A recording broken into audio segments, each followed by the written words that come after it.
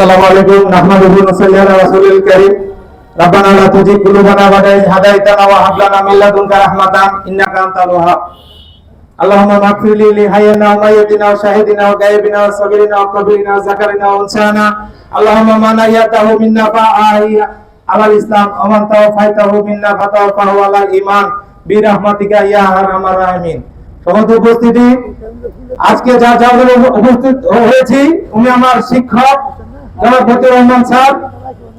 কবি বলেছেন, একটি অক্ষর যিনি শেখান তোমারে, গুরু বলে তুমি মানিও তাহারে, তারে দেখে নত হও নত শিরে কথা কও, তুষিও তাহার মত মধুর আচারে, এই জগতে গুরুর ঋণ কে শুধিতে পারে। তরুলতা সহজেই তরুলতা, পশু পাখি সহজেই পশু পাখি, মানুষ প্রাণপণ চেষ্টায় তবেই মানুষ।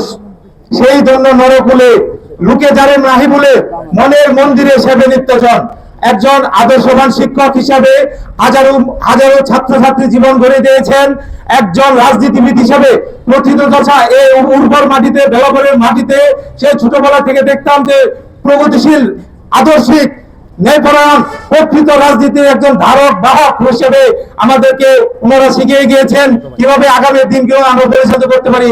আজকে কমরেড আব্দুল হাই মাহতাব চেয়ারম্যান এবং মতিউর রহমান স্যার ওনাদের পথ ধরে আগামীতে আমরা সুস্থ সুন্দর সমাজ গড়ব, সে আশাবাদ ব্যক্ত করছি। ওমা আলাইনা ইল্লাল বালাগ।